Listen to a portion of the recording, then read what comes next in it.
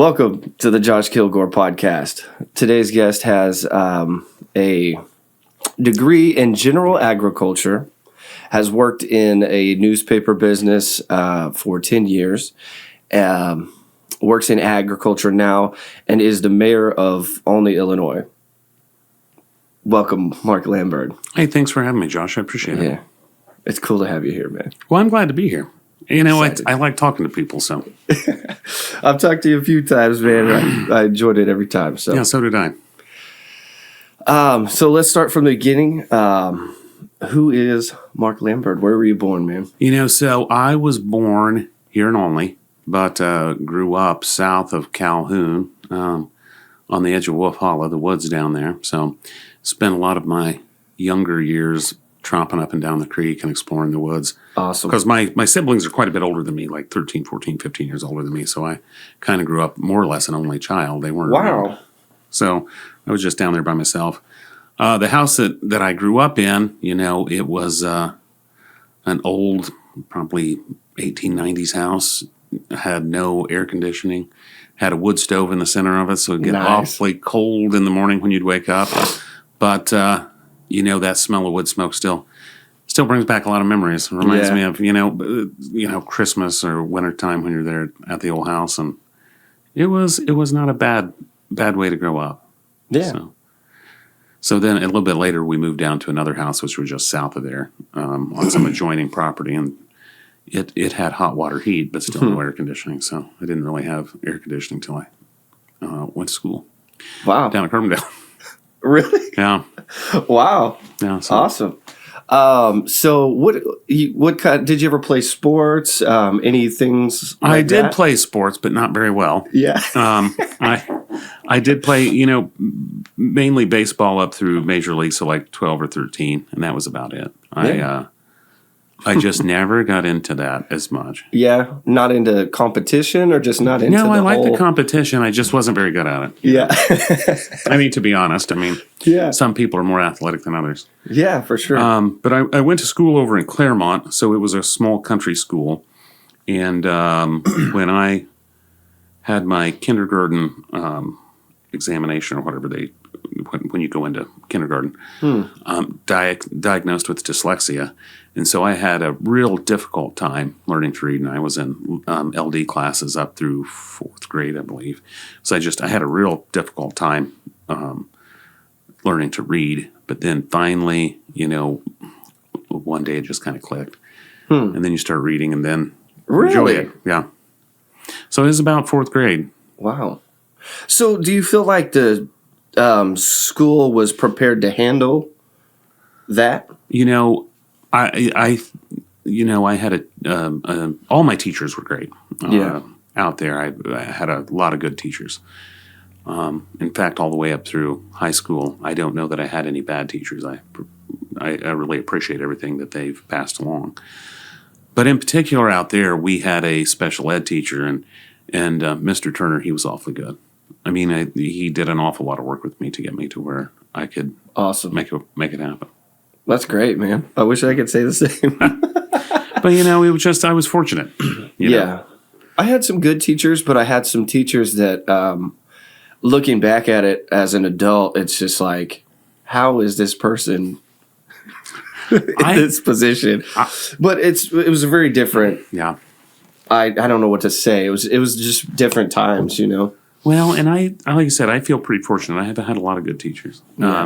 and I think we've got a really good school system here. Yeah. I mean, it's been good to me. It's been good to my kids. Yeah. We've got one who graduated, Aubrey, and Asher, who's a junior, going to be a senior next year, and then one who's going to be a freshman. And Yeah. so far, so good.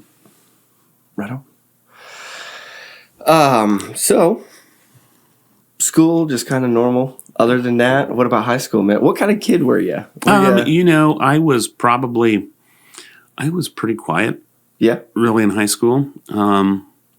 Pretty straight-laced. Due to an unfortunate turn of events my freshman year, I started taking ag. I didn't start out taking ag, but after failing Spanish and the guidance counselors telling me I need to pick up some more credits, so I started taking ag. My freshman year wasn't terribly involved that first year, but then Mr. Stieber really got me more involved my sophomore year. Then by my junior year, I was the vice president of our chapter and then president my senior year and was involved in just about everything we did. And it's just the FFA program and ag program out here at our high school is just a premier organization for leadership. So you went to grade school and whatnot in Claremont? Yep. And then your high school was here. Yeah, so I went to Claremont, so little country school. I don't know, there's probably 120 kids, 130 kids. Then came into town, went to the middle school, and then out to the high school. Was the middle school Central School? No, it's the middle school. Nope, it's the middle school out there on Band Street. Okay, the middle school. Yeah. So yeah. I didn't. Oh, I might be thinking it. I was thinking that maybe I'm getting confused with the grade school because the grade school, when I was in grade school, they got us moved to the new one. Yeah. And Central School, I went to Central School for some reason. I don't know. But yeah, because there was the 3 schools here in town. You had Central, Silver, and Cherry. Mm-hmm. And so then they closed those down, went to the elementary, and actually I think Claremont stayed open another year or two after they closed those 3 before they closed Claremont and moved them into the elementary school. Wow. All right. Which is, it would be a big change. When I went from 5th grade to the middle school, I mean, you went from 120 kids to like 300 and some kids. So it was a big change. But now then those elementary students, they go from a school that's got like 1,500 kids there on campus to one that's only got 300. So it's a shift down for them, I guess. Yeah. How did that feel going into a new school at a new place with a lot more children? Was that a bit overwhelming? Do you remember? Or I was probably pretty nervous. I wasn't probably the most outgoing kid when I was in middle school and the first part of high school. But then you find yourself eventually, Yeah. start becoming who you're going to be. For sure. So you did a lot of ag in high school. Yeah. With Van Dyke and Stieber. I gotta say, man, I think the absolute world of Jamie. Yeah. I mean, he is just awesome. Mr. Van Dyke likes to tell the story. So he came when I was a senior. Oh. And his first night, our first day back to school, I had a habit. I was always in the ag department. I would stay most nights until 6 or 7 o'clock. But that first night, it was just me and him. Everybody else had left, and I stayed and talked to Mr. Van Dyke until 7 or 8 o'clock. He's easy to talk to. And he said, man, after you left, I was like, I've got to get ready for tomorrow. I don't know what I'm going to do. But we still laugh about that. So, yeah, man.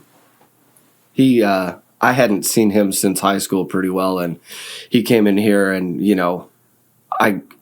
one of the first things I told him was, man, I was singled out. I feel like I was singled out a lot in school for various reasons, and he never did that.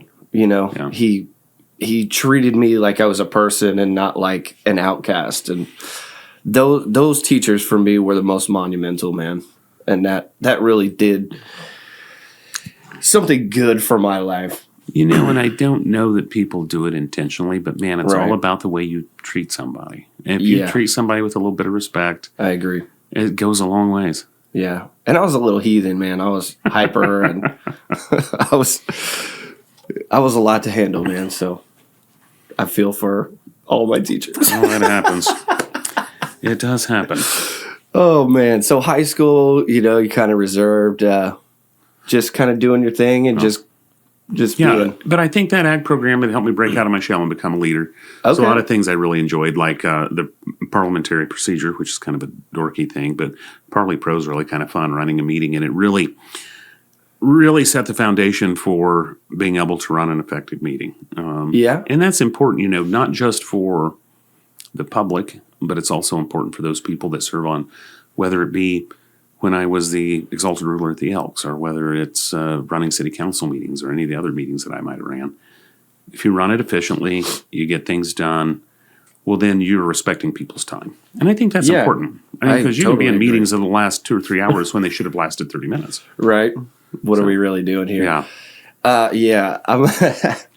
Meetings and leadership, man. What are some of the most, other than meeting, how to run a meeting efficiently and that if respecting people's time thing, other than that, what are some more leadership things that you got from the ag program that really was like, okay, this is a good thing? What are the big things that I think one of those big things with an effective leader is that if you see something that needs to be done, you just got to go do it. Yeah. And don't do anything that you wouldn't. Don't ask somebody to do something you wouldn't do yourself. Right. Don't take. Make sure that your people you're leading get to go first. Yeah. It's like whenever we do anything or have something where we have a meal, I don't ever want to go in line first if it's something I'm doing because I want everybody else to go and make sure they get everything they want. Yeah. Yeah, that's so you're taking care of the people that you're leading. You're assuming a leadership role as opposed to a boss. Yeah.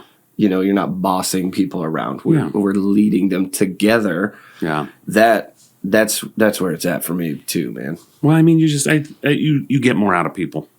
Yeah. And it's much more rewarding too. Like if you're just a tyrant, you know what I mean, and just like. Well, and I think effective leaders know, I don't know everything about everything.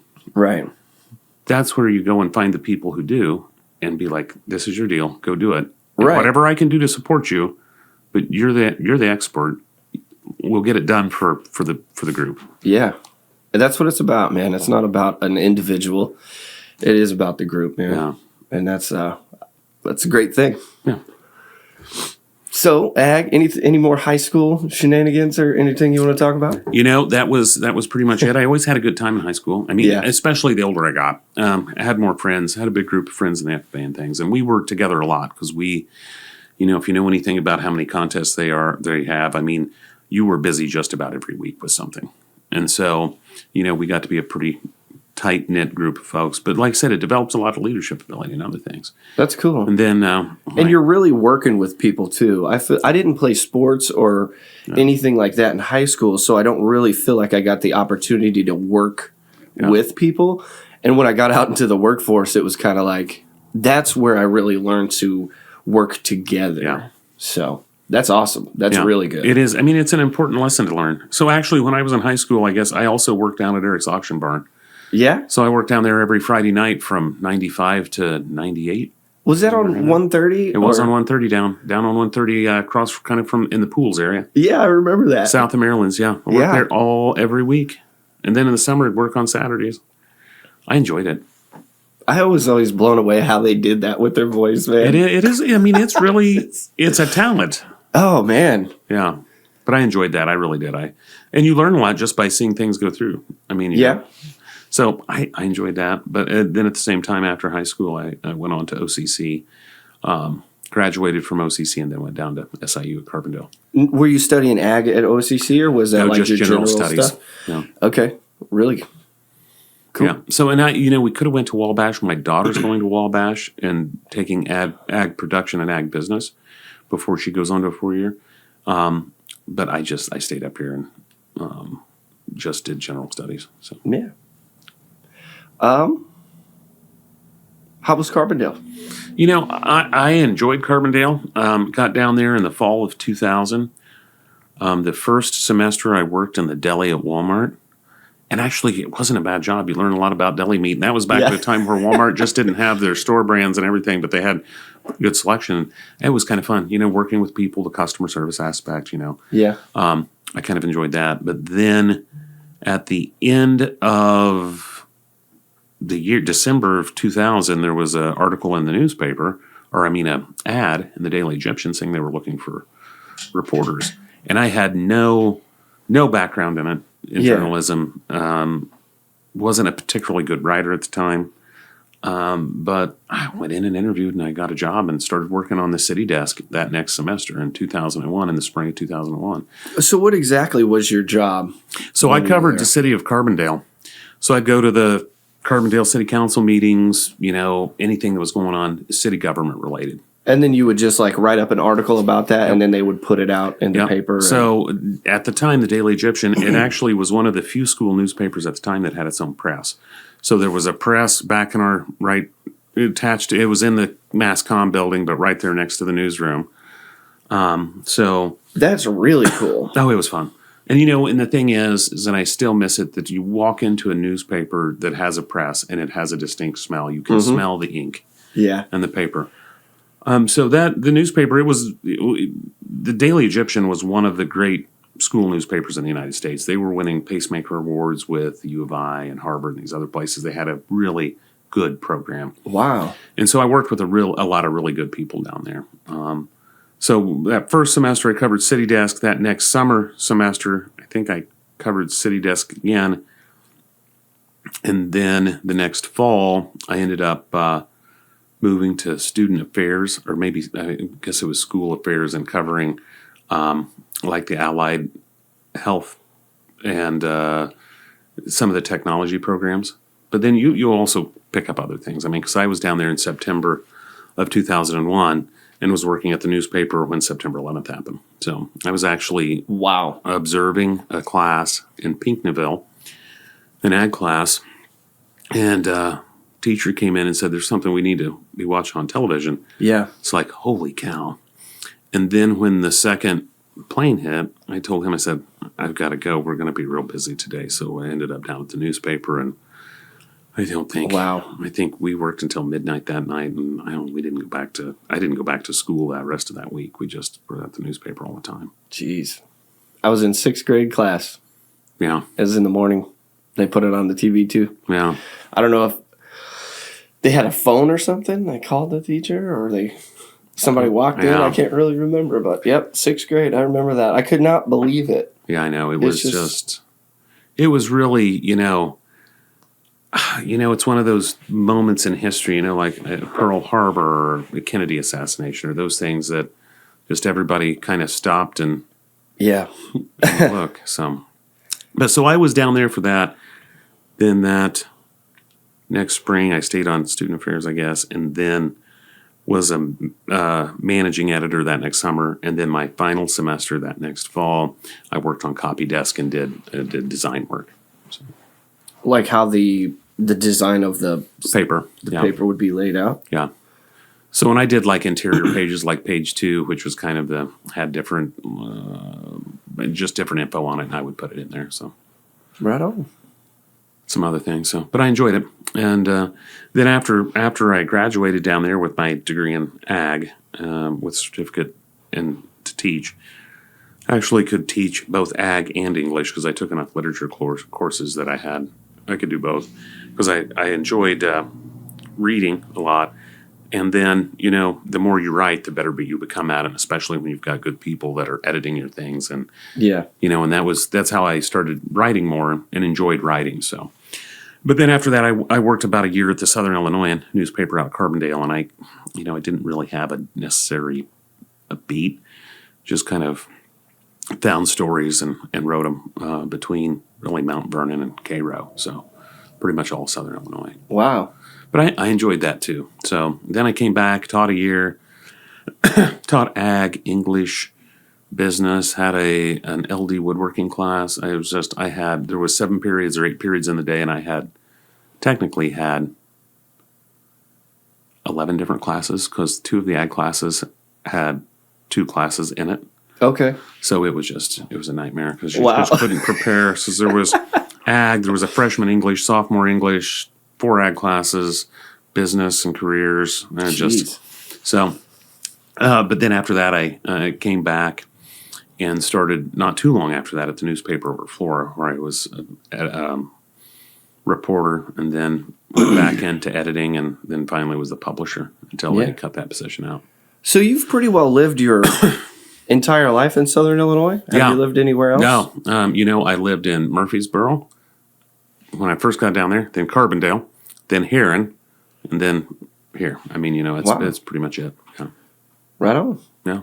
So, not too far from home, really. Yeah. Any significant teaching stories? Was there any kid that just really Any situations that... So I got along with all my kids real well. I liked them. I think I could relate to them. Of course, at that time, you're 24. They're not too much younger than you, really. Yeah. But there was one girl who very talented athlete, both softball and track. And I always encouraged her to stay with that because she was smart. Yeah. I always encouraged her to stay with that. And one New Year's Eve, 3 or 4 years, probably 5 years later maybe, I got a phone call from one of my former students, and he said, "Hey, Cecilia wants to talk to you." And she said, "Mr. Lambert, I just want to tell you thank you. I'm going to get my master's up at the University of Wisconsin." It's like, if it wasn't successful for me, at least, feel like there was one person that you pushed a little bit into a better direction. Yeah. That's awesome. And do you feel like she had that type of gratitude and respect for you because of the way you treated her? Yeah, I think so. Yeah. That's the most monumental thing in my entire high school was the way that people treated me. Yeah. And it was awesome. Yeah. There was Miss Shirley, you know who Karen Hahn is? Oh, yeah. My God. Yeah. I took every art class I could, and she was right there with me. She saw that I really wanted to learn, and she did her job and made me feel like a human being. And and it was wonderful. That makes for a great teacher. Somebody that makes you feel appreciated, sees your talents, and helps you make those bloom. Yeah. I feel like that's what our job is out here, man. Yeah. It should be. That's the way people should look at it. Yeah. It's great. It's wonderful. Anyway, so you're out of school, you're teaching. Yep. Decided that wasn't for you. Yep. And then what? So then I came back. I actually worked at the Secretary of State's office for a little bit. What does the Secretary of State's office do? I'm sorry, man. Well, so the license. So where you get your license, where you get your license plates. Oh, okay. Where you do license and registration, all that stuff. So gotcha. It's kind of a just a customer service job, and everybody loves going to the man motor vehicles. Did you ever get run into any situations where somebody came in and just acted like a maniac? There's been times where people do that. Yeah. But, I understand their frustration. Oh, for sure. And I think sometimes, when you're behind the desk, you forget that you've been on that other side too. Oh, and you've been frustrated. And I get people's frustrations really most of the time. Oh, for sure. No, then I don't think you always have to act out on them and be mean, because most of the time it's not that person's fault behind the desk that you're mad at. That's my whole thing about it. It's just, again, how are we treating each other, man? Yeah. And sometimes you lose it, man, and that's okay. Absolutely. Yeah. So a little DMV action. So then I went over to Flora at the newspaper, Advocate Press, which is something you're used to. You feel comfortable in that. And And so I was there for 7 years, I guess. Wow. And so then, you spent a lot of time doing newspaper stuff. Yeah. What is that about to you? I think for me personally, about what it's about, I've got a tick of ADHD. Sure. And that's an amazing job for somebody with that, because every day's different. Okay. I mean, you never write the same story twice. I mean, there's things that happen, but there's always something new. So it's good for somebody who wants to explore and go see things. Yeah. So that worked well for me. But I think at its base level, and I think what we are missing in this country is, on the radio or on the TV, you can get a clip. Yeah. But in newspapers, when done well, you can get a more in-depth idea about what's happening. Yeah. Because, you can write a fairly long article and get a lot of facts in there. And, I think for a town like Olney, it's important. We're lucky to have our Gazette paper that we have. Mm-hmm. Then there's a hometown register that covers some of our stuff. But it's just unfortunate we don't have a daily paper. I can remember when I was little, the Daily Mail was every day, home delivery, and on Saturdays. I always remember my grandpa sitting in the recliner with his glasses. He has big old paper, and he would do that every day. Yeah. Every day I would see him at least. Yeah, I miss having the newspaper like that. I mean, it's hard to even get a daily newspaper in Olney anymore. Yeah. I mean, the Decatur Herald, I don't think the Post-Dispatch gets here. You used to be able to get the Evansville paper up here. Yeah. It's just, they're not around like they used to be. So the idea of the paper is just letting the community know what's going on in the community? Yeah, and that's such an important part of the civic process. I think that's probably why people like Thomas Jefferson and Madison and these founding fathers that had these great minds really enshrined free speech and freedom of the press at the very top of the list of things that need to be protected. Yeah. I think it's really important. And I think it's really important to that if you're talking to someone, to really listen to what they're saying and where they're coming from and try to understand that. Because I feel like, especially lately, within, I don't know, the last 5-10 years maybe. And I don't know much about politics in general, but it seems to be this big divide. And you're either, I'm pretty in the middle, and I think that's where we should all strive to be, because we can be together there, as opposed to demonizing and hating one another. I think one of those things that have happened to do that is it's really easy now to reinforce your viewpoint and not challenge it. And I think if you're going to have an opinion, it's very important that you challenge your own opinion just to make sure you're right. And how you do that is, if you're all the way over here, give this guy some consideration, man. Yeah. He's a person with thoughts and feelings of his own, and that doesn't make him wrong because they're different than yours. That's what makes the freaking world a beautiful place. And if we can understand one another, absolutely, then we're working together, and then united we stand, man. Well, and I think that's an important thing about that, that individual right that people have, so long as you don't do anything that's bothering me and infringing upon my rights, and I don't do anything we should pretty much let the individual do what they want, I believe. I agree. I am right there with you. As long as you're not messing with me or somebody else's personal rights. Right. But I don't know. I'm with you 100%. I'm pretty libertarian when it comes to that, man. I may be a bit extreme in that area, but that's just where I'm at right now. So I think the individual should be able to, like I said, within those bounds of not doing something to somebody else, they should be free to do. Yeah. I wish things were closer to that. Yeah, I know. But we're here, and you can't really complain at the end of the day. No, there's a lot worse places and times. I mean, good Lord, there's been a lot worse places and times than right now. Yeah, I think sometimes we forget that. 100%, man. Yeah, 100%. My God, they want to talk about recession and all this other stuff, and it makes me think of like war times where they're rationing bread. Oh, I know. And, people want to complain that groceries are expensive, but it's like, you can get them. There are groceries. No. And I think, there's been some tough things happen. I mean, we've had some wars, but nothing to the extent of, Vietnam or Korea. Yeah. But especially World War II, like you said, where we had rationing. We'd just come out of a depression. The unemployment rate got up to 30%. People were starving to death. It was a... Jeez. And we've forgotten that. I think we've probably gotten a little soft. Yeah. And entitled, maybe? Yeah. Yeah. But, everybody has their Vietnam. That's one of my favorite sayings. Yeah. So, just because it's not as bad doesn't mean it doesn't feel as bad. Yeah. So, and I guess to that extent, I guess the number of people involved. Yeah.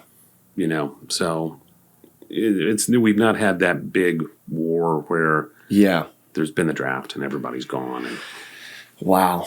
I couldn't imagine facing that.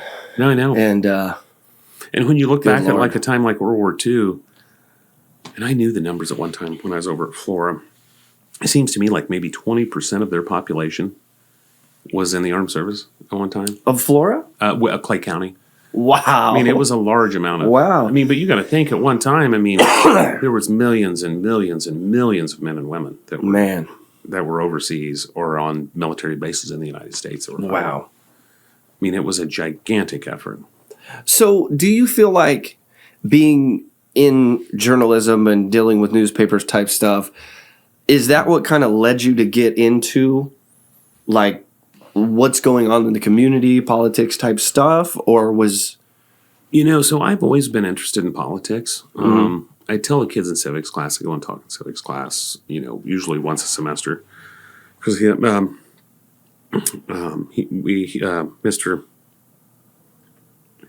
Gosh, I've just lost his name completely. Mr.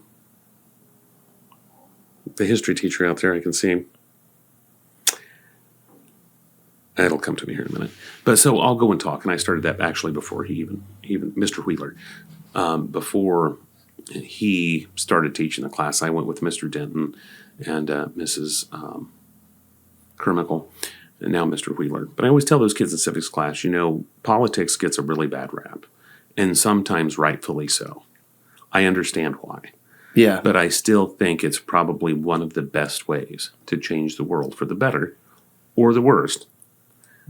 But I still think it's a good way to do it if you have a good heart and mind to do it.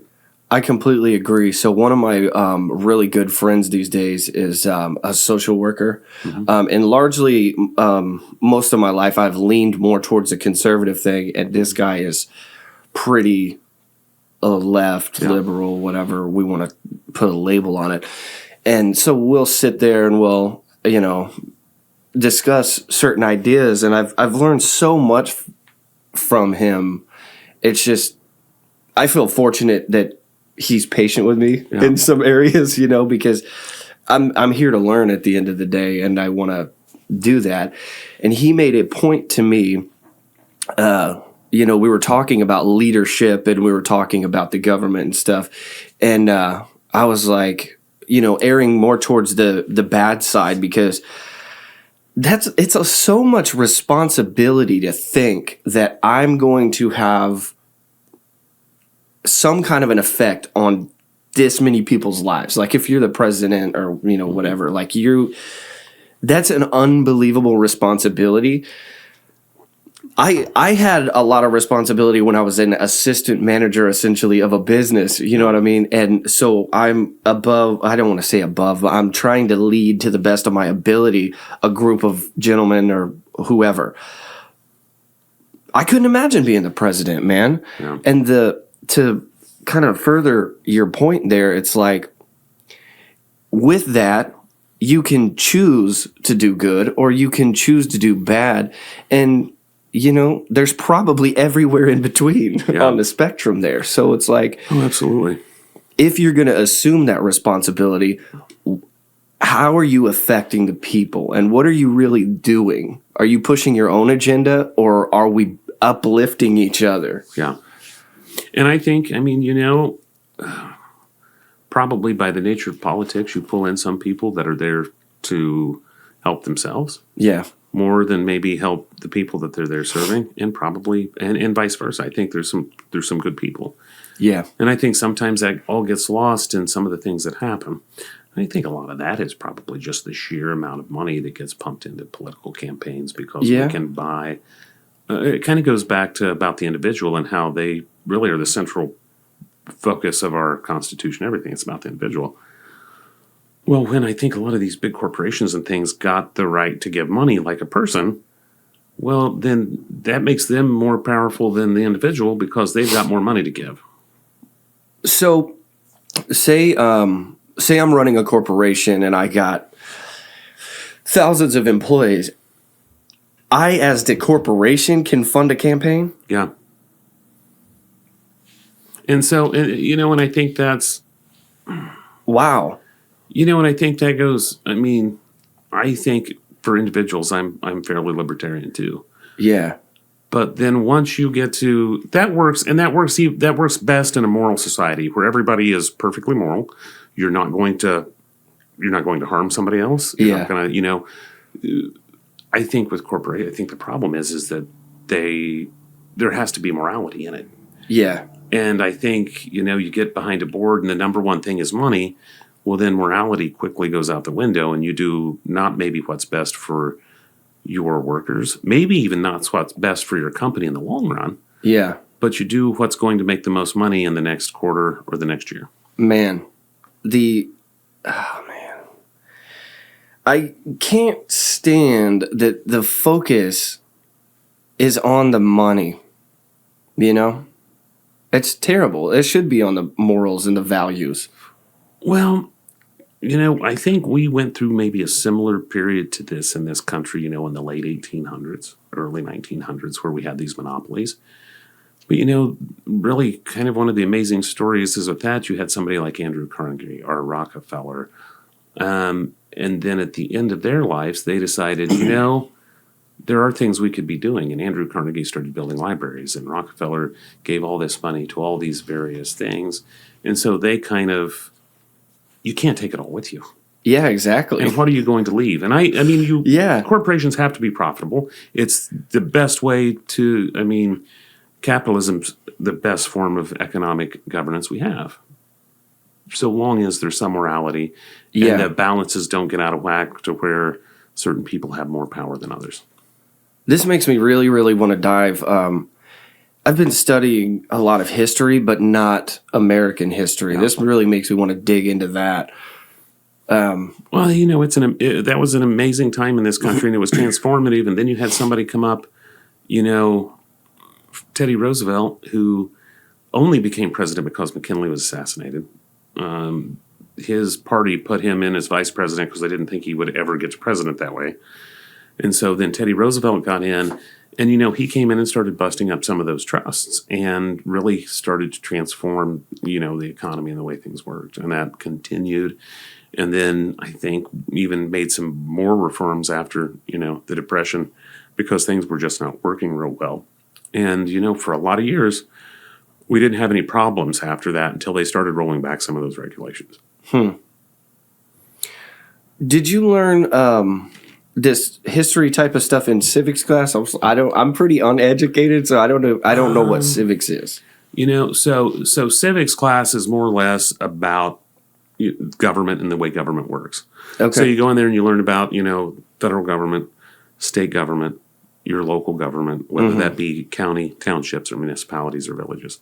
Yeah. And so they more or less talk about the way government functions, which I think is important. I think a lot of people don't necessarily realize how government functions. And it's, so on the city level, we've got myself as the mayor and 4 council members. Mm-hmm. And so in our form of government, the city manager form of government, I am more or less the chairman of the board. So I run the meetings. I get a vote just like all the other 4.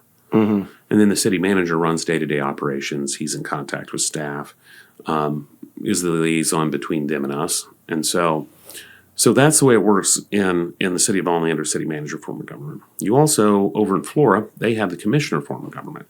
So they have a finance commissioner, public safety commissioner. I don't know if it's recreations or parks commissioner, one of the two, finance commissioner, and then the mayor. And so those commissioners are over those departments, and then they come back together and make recommendations. Then they all vote at the city council, and the mayor also gets a vote there. But then you also have a strong mayor form of government, like they have in some larger municipalities, for instance, like Chicago or somewhere.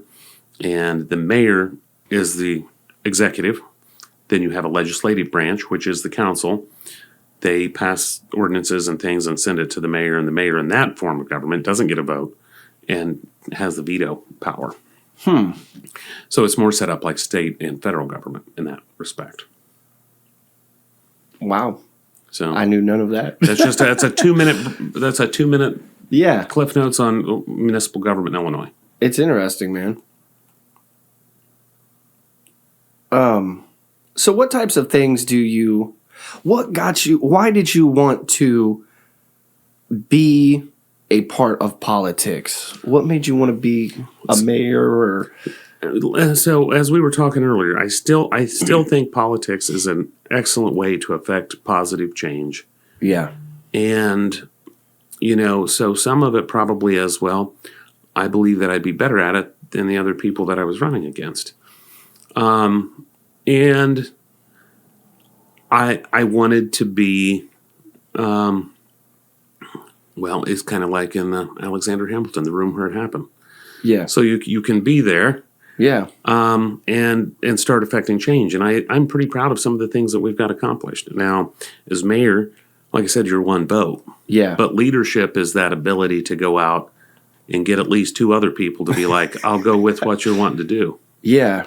So I will say, before I left Olney and moved to Florida, you were not the mayor at that point. And I know nothing of politics. Yeah. But what I do know is that when I left Olney, where Big R is, it was almost empty. Yeah. There was nobody out there.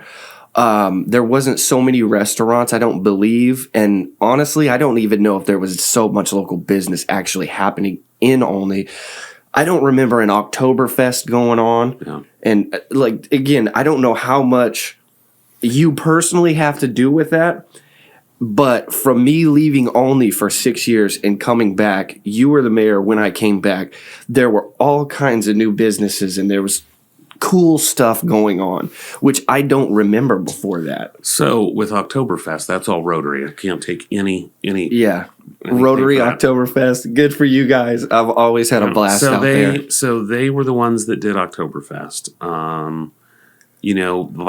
This past spring in April when we had the eclipse, we had the Downtown Fest, and that was kind of a awesome collaboration between the city and the chamber. It's something that we need to do again downtown. Yeah. I'm glad we had thought about doing it the weekend of the fall festival, and we really got lucky there because if you remember the night before and the day of, it was rainy and that hurricane came up and it was windy, so that would have been terrible.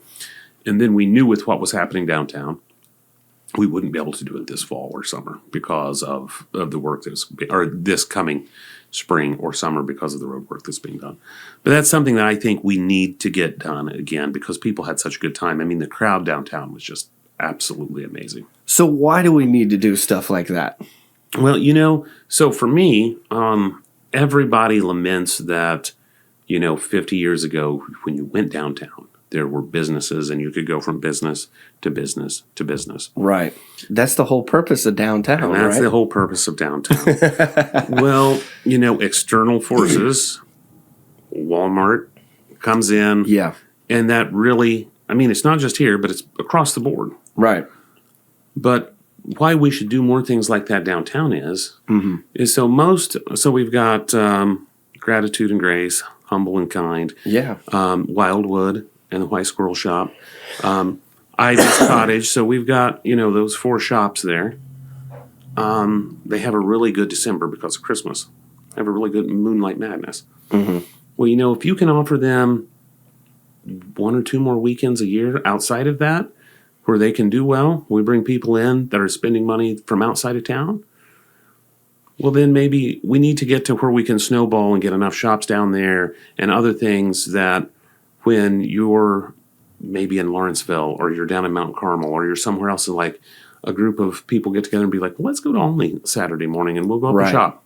And so I think that's important. You get the people in here. We can if we get a festival and bring people in town, then I can't make them go in your door, but at least they're walking past it. Yeah. So that's up to you to get them in. Yeah. It's like the idea of an anchor tenant at a thing. If a bunch of people are going to this, they're going to see your sign and they're going to become familiar with it. And even at the event, they might run into you. You might talk to them and be like, create a relationship. And then that's a good thing. There's nothing bad that comes from that. Absolutely not. So talking about the mall down here. So in 2010, I worked with the RCDC director at the time and the council, and we got a TIF passed. And a TIF is a tax increment finance district, which more or less draws a line. And if the property tax goes up, that increment goes into a fund, can be utilized to help businesses do certain things inside that district, build infrastructure, plan, buy ground, help pay interest on their loan. So a district is just like a little section of town? Well, so actually that 130 TIF goes from Mack Avenue all the way down to Clem Street, south, almost to the highway. Okay. And then it goes out on 250 to the west. Oh, wow. So so the people who... I'm sorry, I'm just trying to understand this. Nope.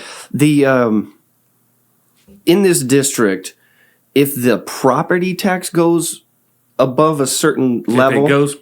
So once that was implemented, then that draws the line. And it lasts for 23 years and then it goes away. Okay. So if something's built in there and it was a vacant piece of property, of course that increment's going to be pretty big. Okay. Because you went from maybe paying $2,000 to paying $20,000. Right. So that $18,000 then would go into an account that can be utilized to help those people that build or do infrastructure, things like that. So how do the people that are going to build in this area get access to that funding? Well, they have to come to the city or we have to go to them and be like, what can we do to make this happen? Yeah. Okay. So, and we did that. So that's why we implemented that. Then we got them all into redevelopment, got Roll King to move out there. So that kind of spurred that. So then that was in place. And in the first few weeks after I was reelected in 2017, I knew the hotel project had kind of been dragging and had been dragging for about a year and a half. So I just called a meeting with the people who were going to build it, the bank, and some city officials and said, let's get this done. What do we need to do? And so that was really the first successful TIF project in the city of Olney's history.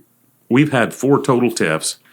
2 of them failed because there wasn't any development within 7 years. Yeah. So this was the first one that actually took off. And, that hotel's been a huge boon to Olney. Yeah. It generates a tremendous amount of hotel motel tax, which then that goes into funding things like festivals or other things that could hopefully draw in more people. Yeah. So you're of the stance that the more... So down in Florida, man, it was nothing to drive an hour to go do something. Yeah. And I feel like it's kind of the same case here, maybe a little... maybe people are a little more hesitant to do that. But if we had a reason, it's no problem. I know so many people that go to Vincent's, Effingham, or whatever to go to restaurants or whatever else. Yeah. Like, why can't we do that? You know what I mean? I think part of it is, finding the local folks that want to invest or people from outside that want to do that. Because there's some risk in having a restaurant. Restaurants are not an easy business. There is, oh man, I love food and I love cooking and I love restaurants, but I don't think there's any way that I would ever open one. You're married to it. If you're going to do it well, you're going to be there all the time. Yeah. And I'm with you. I like to cook. I like food. I think it'd be awesome to have a restaurant.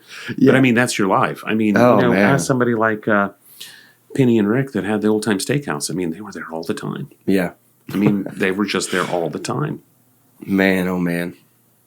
So we've got that TIF. Then, the next TIF that we started the South Olney TIF, which is from Clem south. And so that encompasses like the area around Loves and things. And that was primarily not done for commercial development. That was primarily done so we can get some infrastructure into an industrial park that is not shovel ready yet. So we can build some roads, put some sewer lines in and things like that. And it's got a development in it. Loves was part of that TIF. So that has helped it down there and we're starting to generate some money. But that North TIF has really been a success. Because after Parkside got built, after we got that done, then Carl came in and built Richland, and then Trust Bank, and now then there's Starbucks is coming. So there's I work in a barbershop, and I hear a lot of hearsay. And one of my clients works at a bank, and he is kind of always keeping me in the what's the Starbucks is coming. Yeah. Maybe we're getting something else here. How does a person in the community find these things out? Is like attending city council meetings, or like how do we be in the know of what's going on? Well, so we've made that a little bit easier for folks than it used to be, because it used to be you'd have to come to the meeting, or you get online, read our minutes, the radio station the next day, the newspaper the next So you week. guys keep minutes, and I can go online and see what happened each council meeting. Yep. That's really It goes cool. all the way back to 2014 is what's on there, but we can get them earlier than that if you have a request.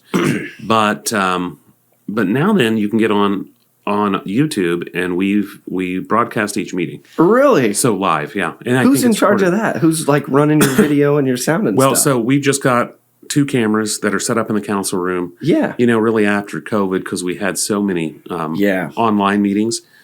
And me and Belinda Hinton, Councilwoman Hinton, who had been the city clerk, and Kelsey Sturkey, we just thought it'd be a good idea to spend some money and get some cameras. That's awesome. With better audio, so you can hear.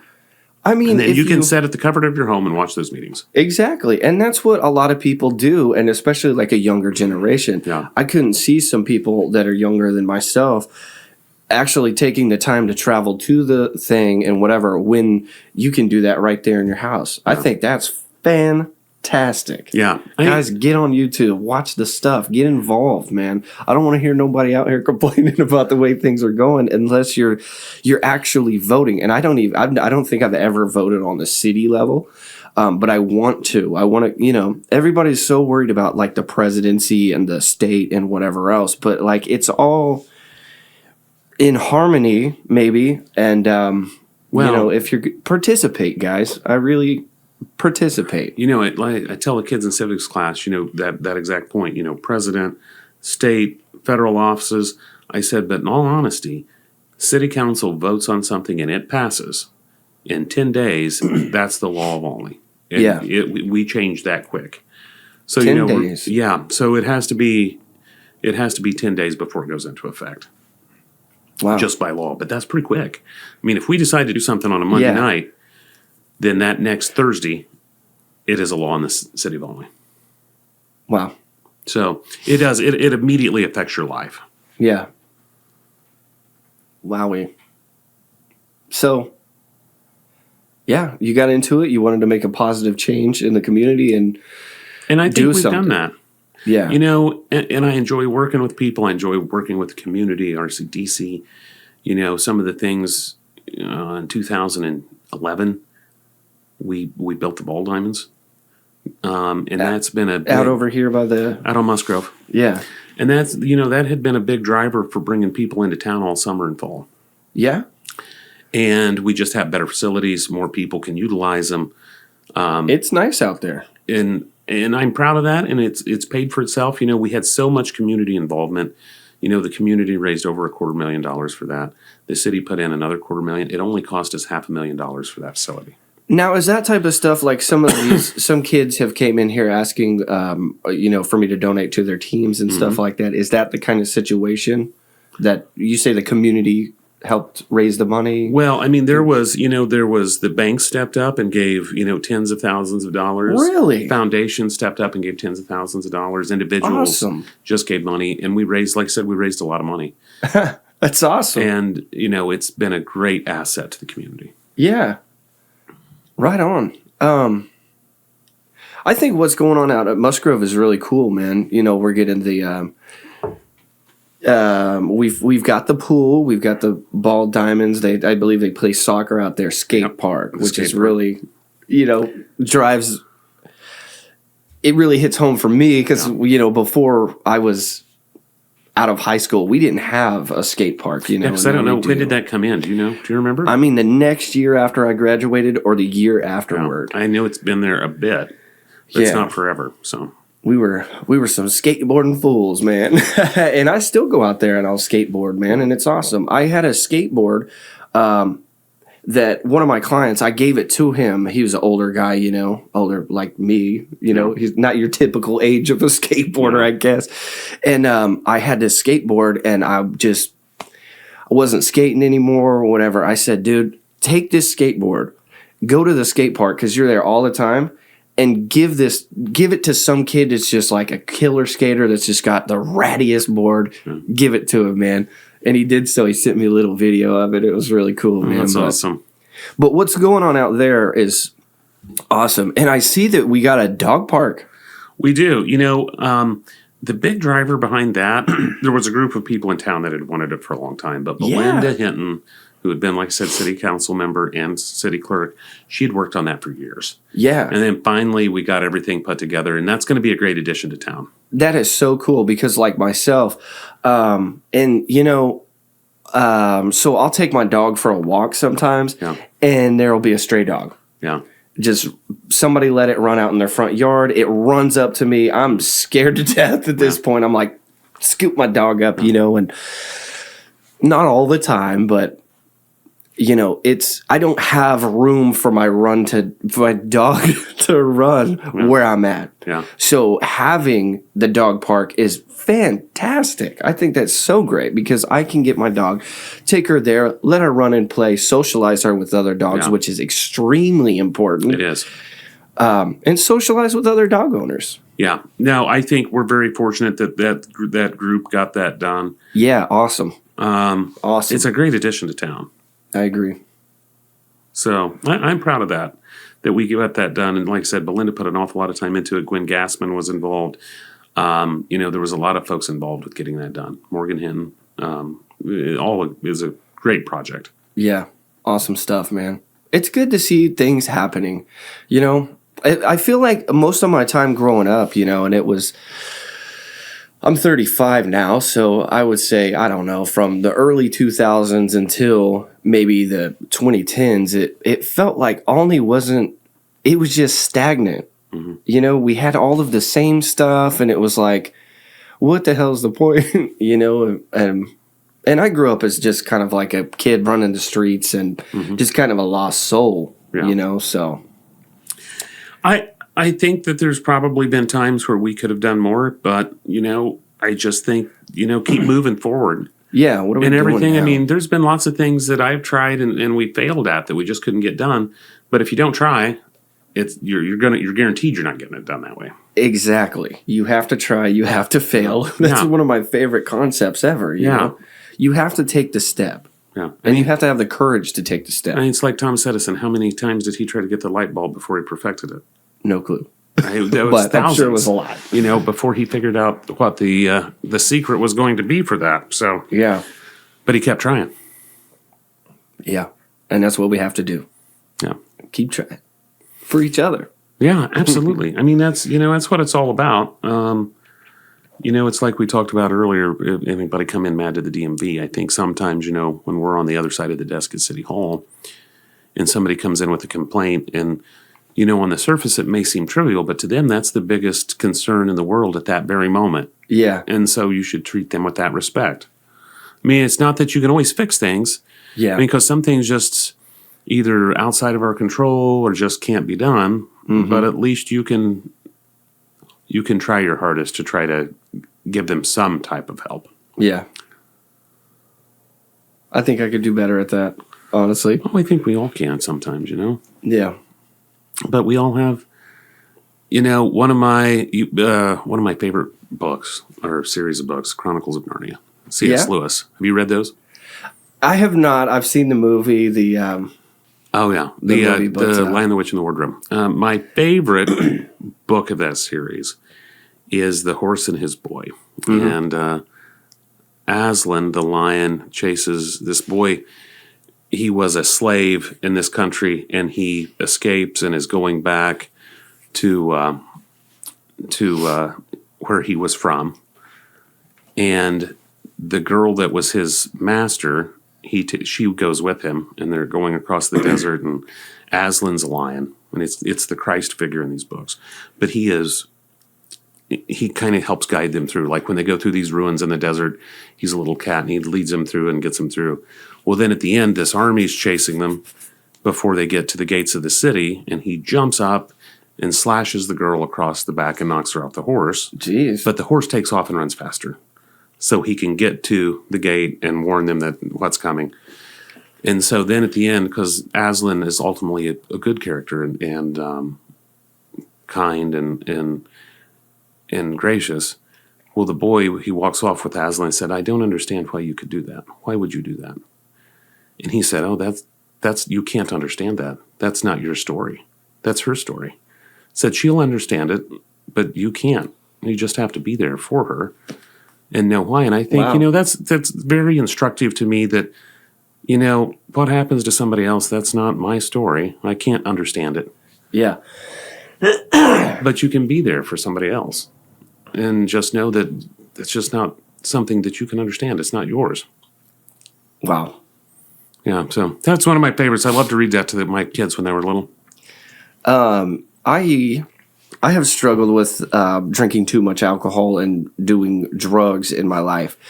And I got tired of living that lifestyle and really felt like I needed to find Jesus. Yeah. So I started studying Christianity and the whole deal, and talking to my, I guess they're pastors that I cut their hair, and just people that are in churches.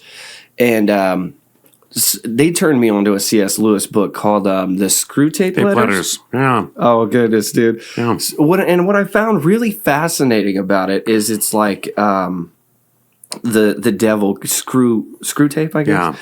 He's writing letters to, his nephew. little henchman or whatever. When it was his nephew, wasn't it? I think can't it was the remember, uncle man. to the nephew, yeah, and they were Yeah. writing about how to, yeah. So what I found fascinating about it is the uncle figure or whatever that was writing the letters was always disappointed. Yeah. He was like, I'm disappointed in you, man. Yeah. And I'm like, oh my goodness. C.S. Lewis, he's a tremendous writer, a great Christian apologist, and he was friends with J.R.R. Tolkien. So really two of the great literary figures of the 20th century, really. Especially Tolkien. But, and then C.S. Lewis was just a great Christian apologist. And, he's got an amazing story because as a young man, he grew up in Northern Ireland, I believe, and became atheist and didn't believe in God. Really? Yeah, and he said that it felt like God was hunting him down like a dog. Like he was coming to get him, that he needed to. And then he became a great Christian apologist. Wow. What is an apologist? So somebody who stands up for, defends, writes about the faith. So like a theologian. Writes about the faith? What is that? Like about Christianity.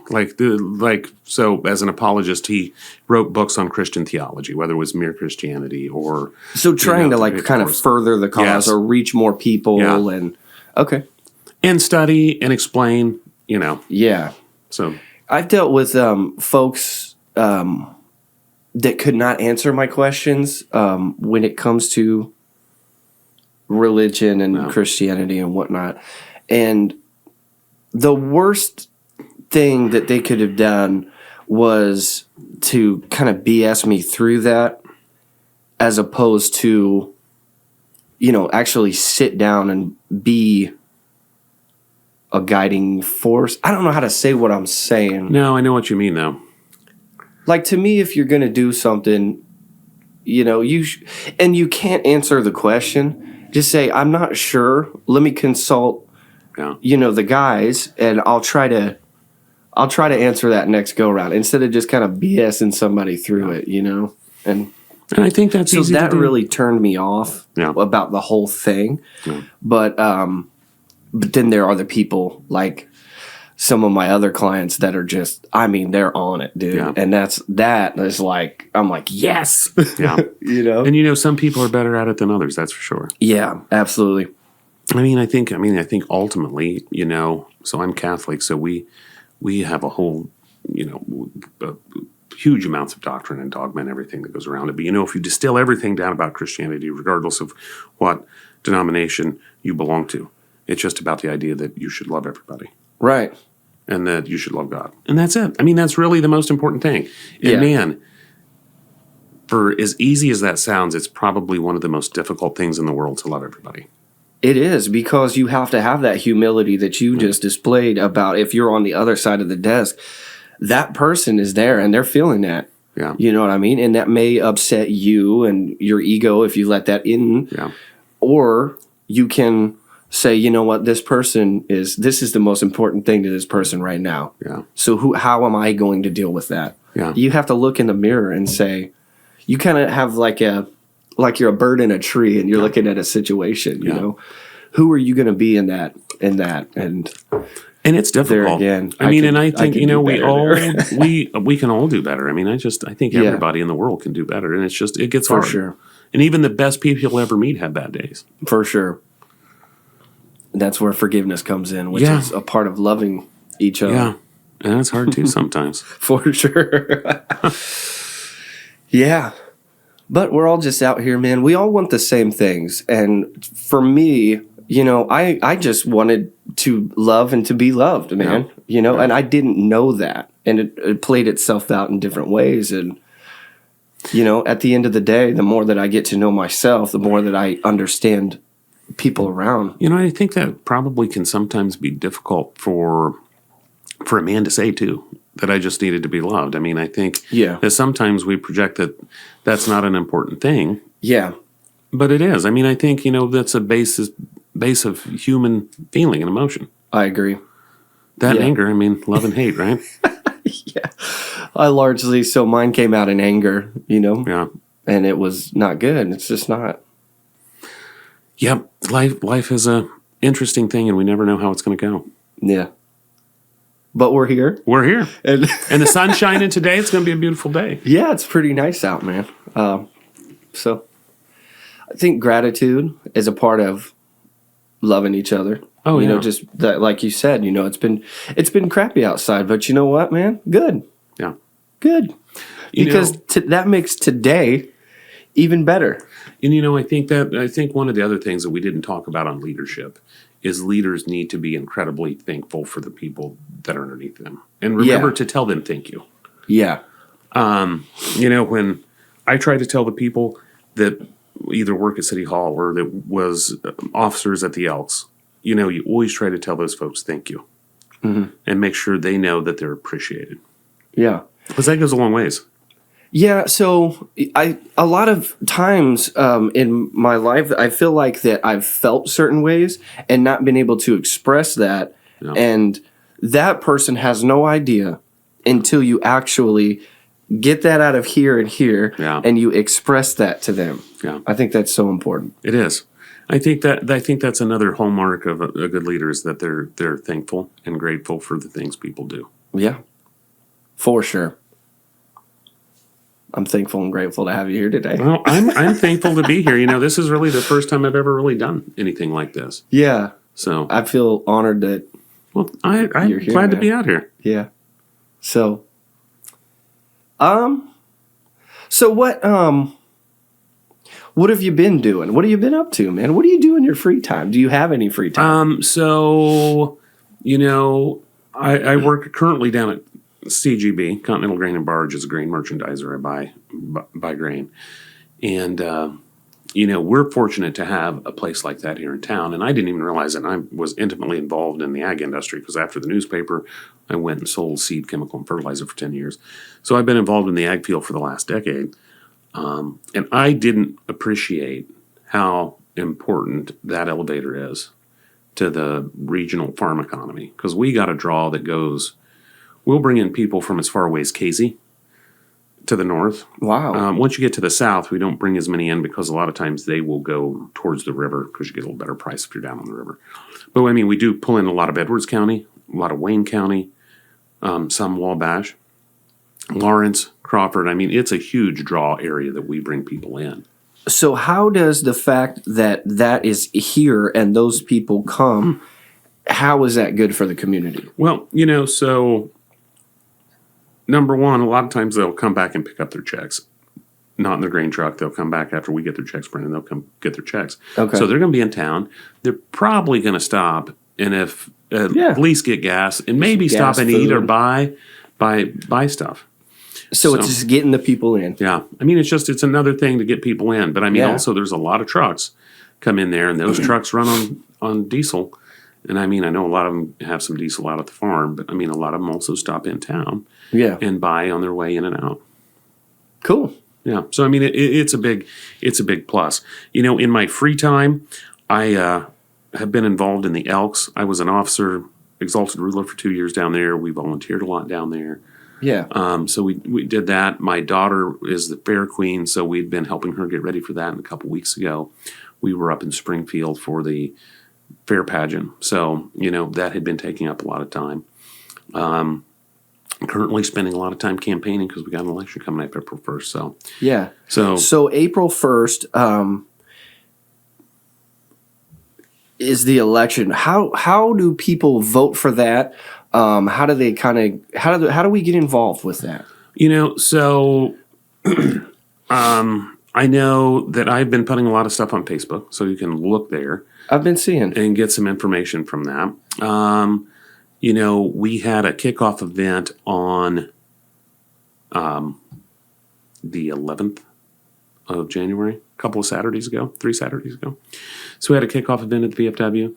Had a little bit of music, had some food. I missed that, man, and I'm not sure why, because one of my buddies played there, I think. Guy, love Guy, man. Yeah, Guy's a good guy. He's a good guy. He is. He's the best guy. Best guy I know. Yeah, I'm sorry I missed that, man. That looked like an awesome We're time. going to have a chili cook-off on the 1st of March. I think I saw that. 1st or 2nd of March. Really cool. At the Eagle.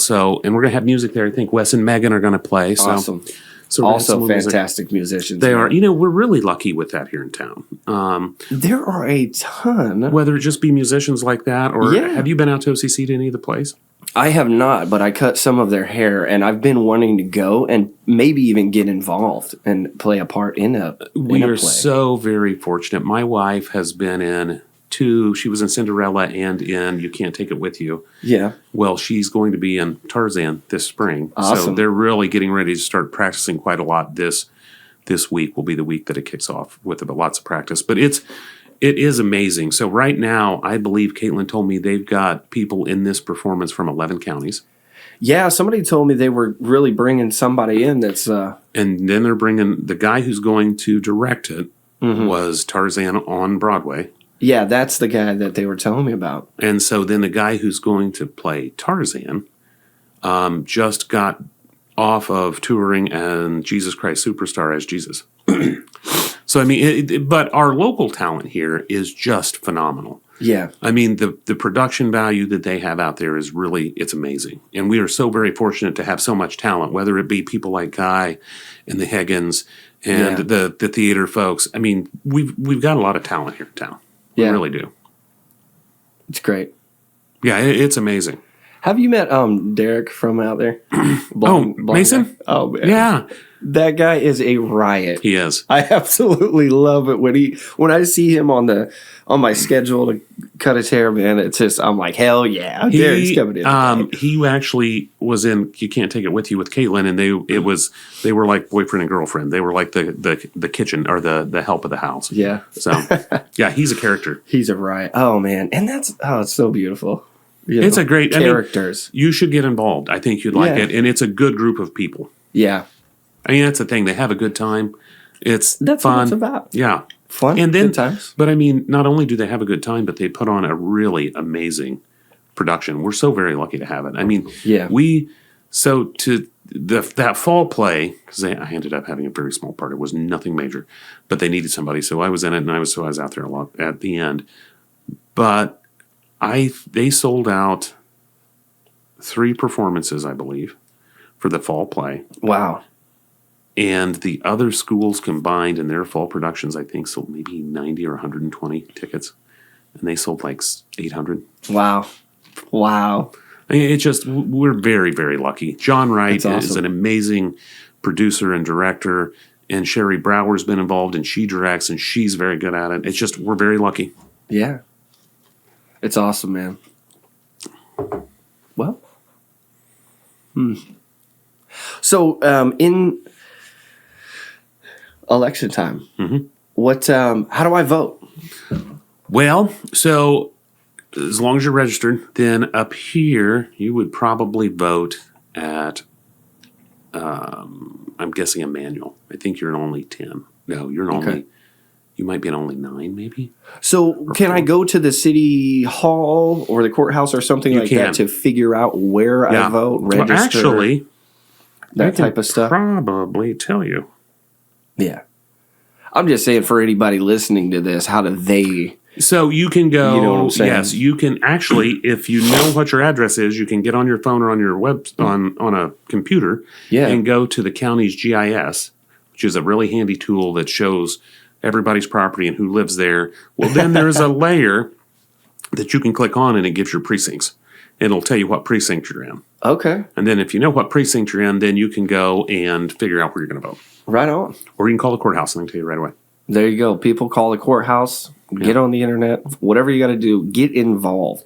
Why is it important for people to get involved?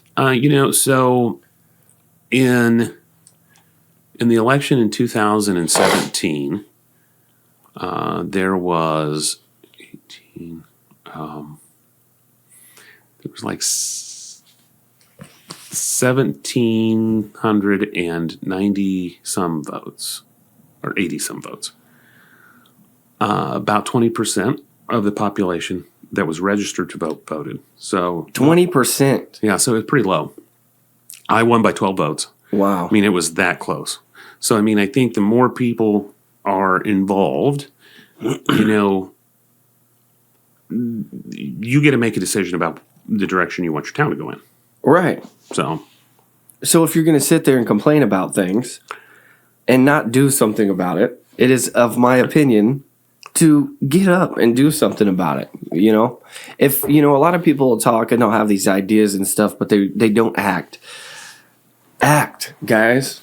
Act. Get out there, vote. Have conversations with, your friends about what's going on, or just get involved. I think it's so important. Yeah, it is. It's very important. Like we talked about earlier. I mean, when the council decides something within 10 days, it's going to be the law of Olney. So yeah. I mean, it happens fairly quickly. So, I mean, over the next 2 months, or 2 months from today, they'll continue. I'm going to go door to door, be handing stuff out, see signs going out, maybe even today as the ground's unthawed. So, yeah. So how long is a term for? 4 years. 4 years. Okay. Mm-hmm. Right on.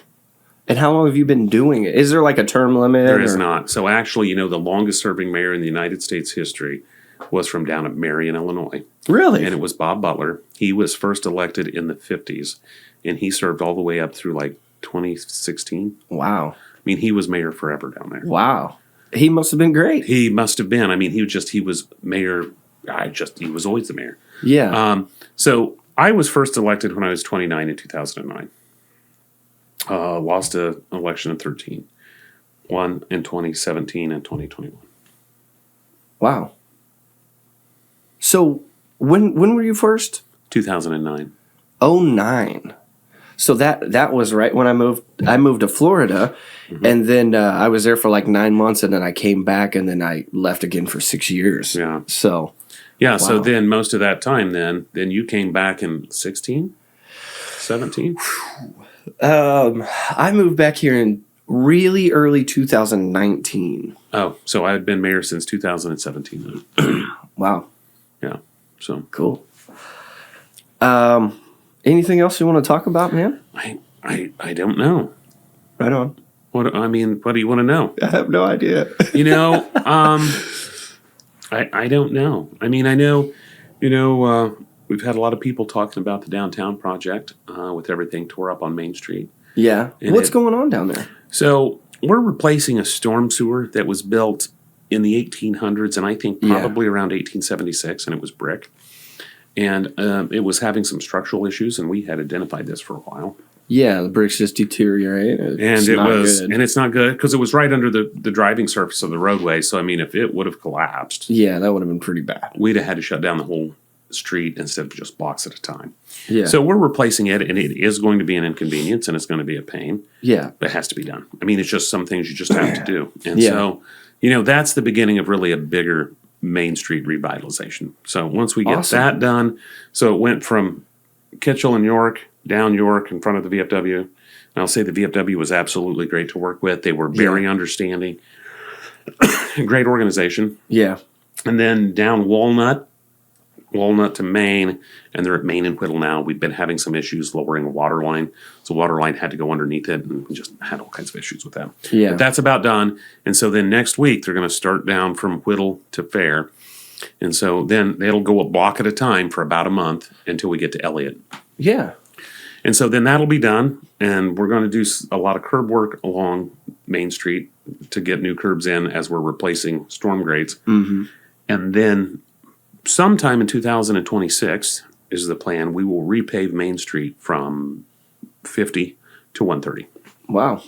And so that will be done. And then after that, we've got a downtown revitalization program that's going to happen through the Illinois Department of Transportation, and it's a transportation enhancement program grant. So we'll spend $2 or $3, $4 million with new sidewalks along Main and Whittle, and new lighting and things to make it look nicer. Awesome. Yeah. So if downtown is kind of, the roads are nicer, the lights are nicer, and so on, do you feel like that would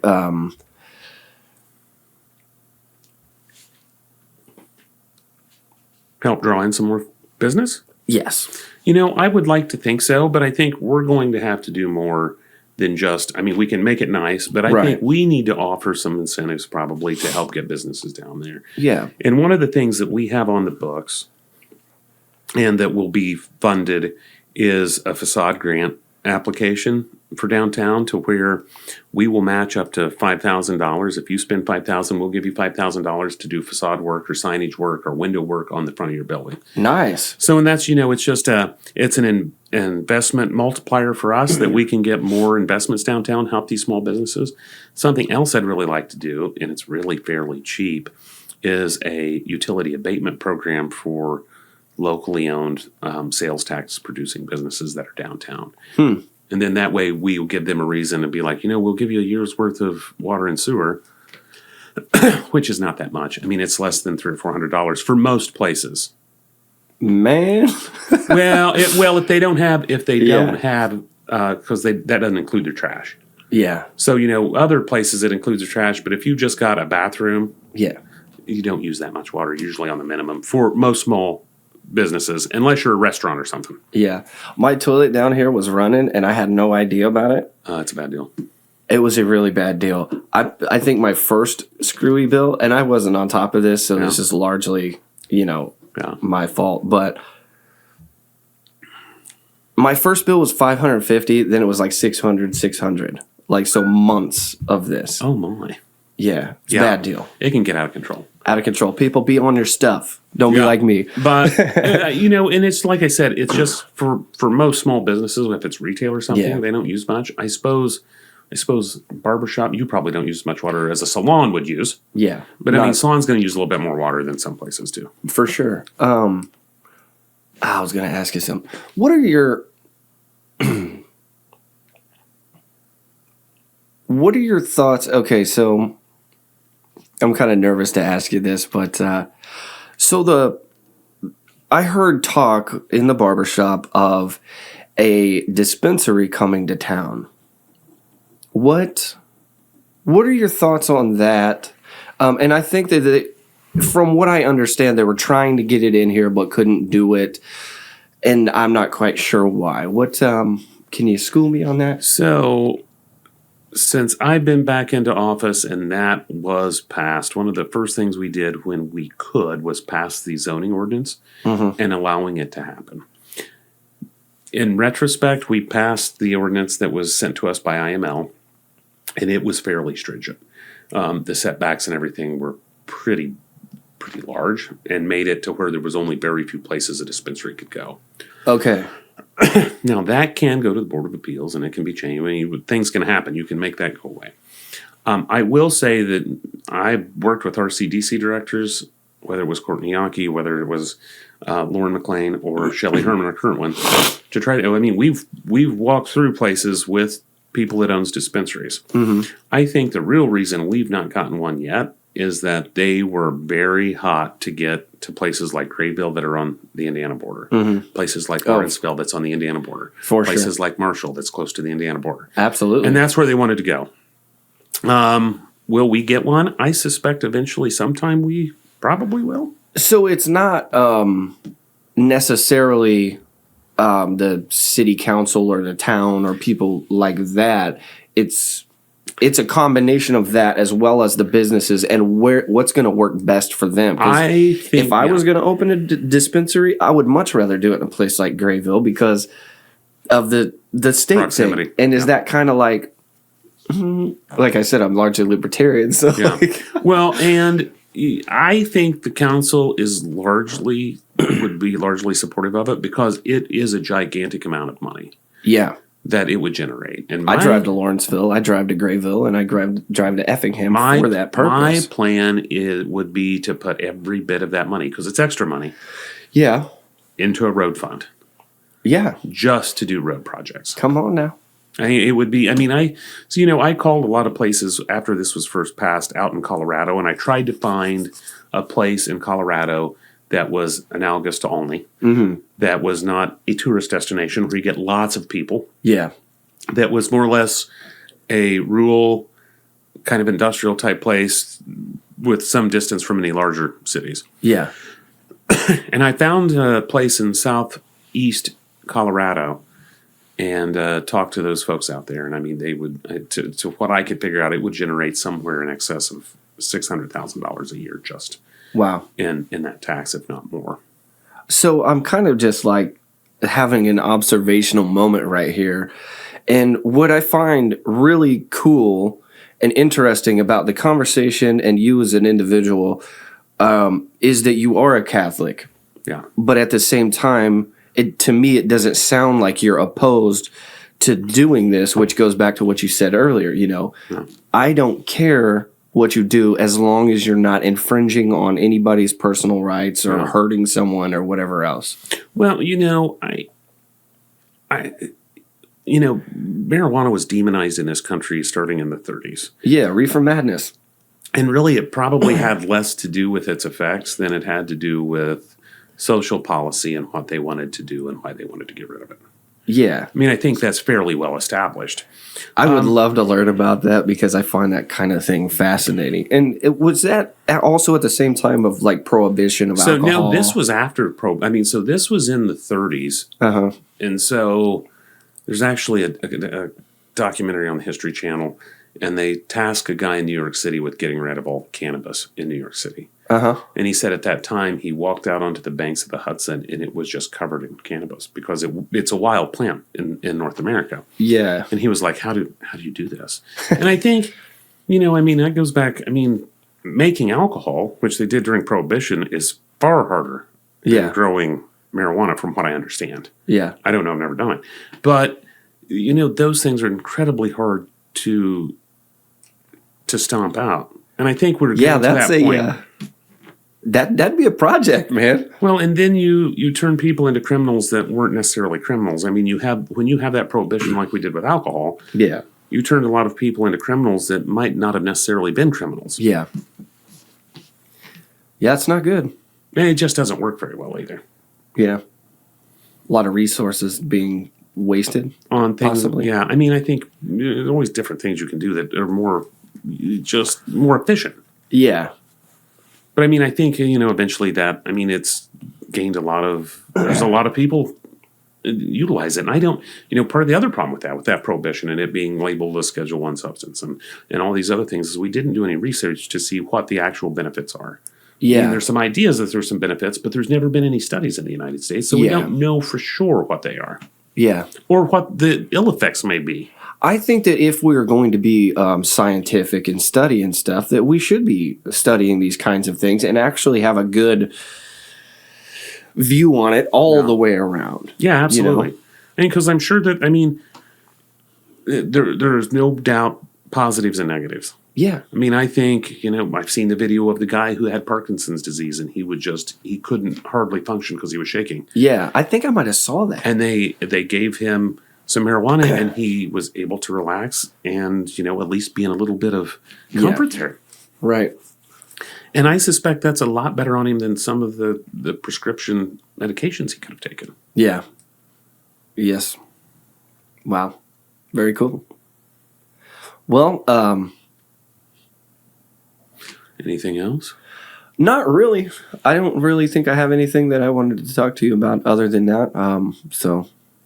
Yeah. Well, I've enjoyed being out here. Like I said, this is the first time I've ever done it. So, and it was not too bad at all. Yeah. Of course, I'm a talker, so. Yeah. Well, I always appreciate talking to you, man. I wish you luck on your campaign, I guess. Well, I appreciate it. Thank you. And really want to thank you for coming, man. Yeah. Well, thank you. And I need to see you at the chili supper on the 1st or 2nd of March, so whatever that Sunday is. If I'm around only, I will be there. All right. Sounds like a plan. Good to see you. Man. Have a good one. Guys, get out there and vote. Participate.